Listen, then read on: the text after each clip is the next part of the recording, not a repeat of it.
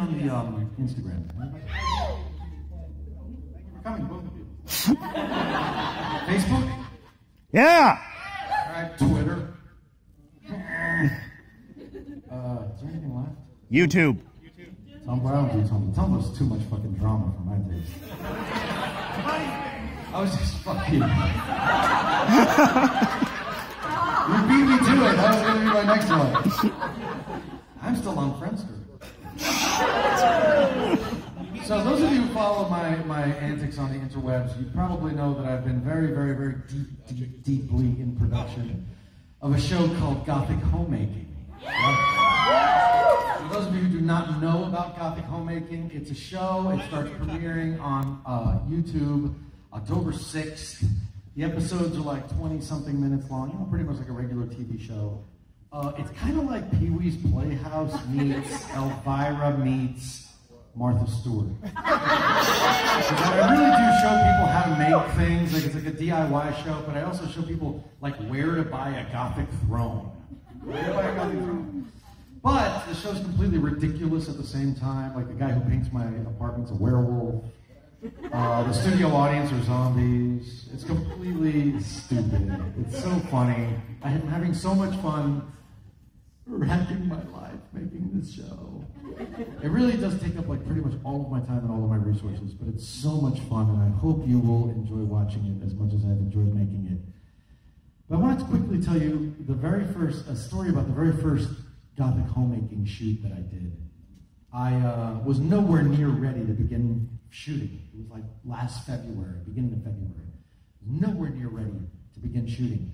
But I passed this lighting store in the lighting district in New York City, and it was full of chandeliers, and they had this really, really cool Gothic chandelier in there, and it was half price. And if I didn't shoot myself buying it that week, I would never have been able to afford this chandelier for the show. So I hired a cameraman, we went down there, and we walk into this place, and if you've never ever experienced this, you must. It's so amazing. If you ever go to New York City, go to the lighting district, just experience this once. Walk into one of these lighting stores that have nothing but chandeliers. And you walk through a room like this size, and it's just completely full of chandeliers. And they're spinning and twinkling, and the lights are reflecting off of them. And I looked at the cameraman, I said, oh my God, what does this remind me of?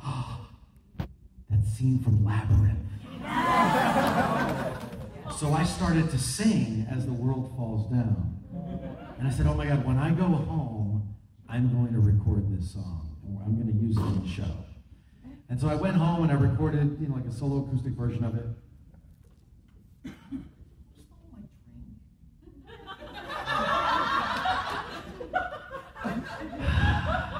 How old are you?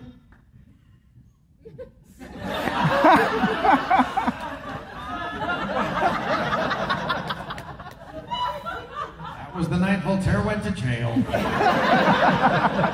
fuck's sake. When I get arrested for the aiding and abetting the delinquency of a minor, I really wish I want it to be something more interesting.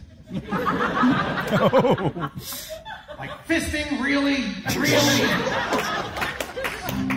This was supposed to be a lovely story. Look what you've done! In any case, I went home and I recorded a version of this song. And we edited the footage together, and holy shit, I can't tell you that first time seeing a segment of Gothic homemaking, and honestly, I looked at the screen, I couldn't believe that that's what we had made. I said, this is no worse than anything else on television. Which seemed like a really fucking great compliment to me.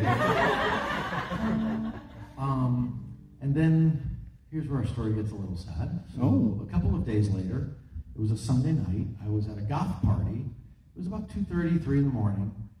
I'm sitting there drinking my drink next to this stuffed coyote that they have on the bar.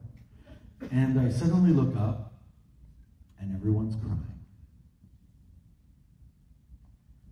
And not only is everyone crying, but I'm looking around and there are grown men, sobbing openly, being consoled by their women. And I can honestly tell you that I haven't seen anything like that since 9/11 in New York. Just grown men weeping, and I thought, oh my God, what happened? And then a friend of mine walks up with his cell phone, and he shows me his cell phone and says, David Bowie is dead. Oh.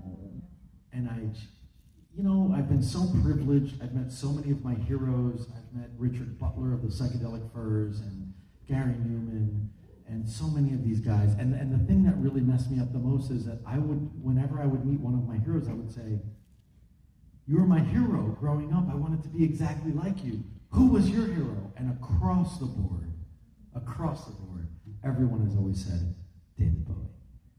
And that's when you knew that it wasn't just a person who had died, but it was an icon and a philosophy and an ideology and an idea that this person represented the future. And when he died, the future died. Mm-hmm.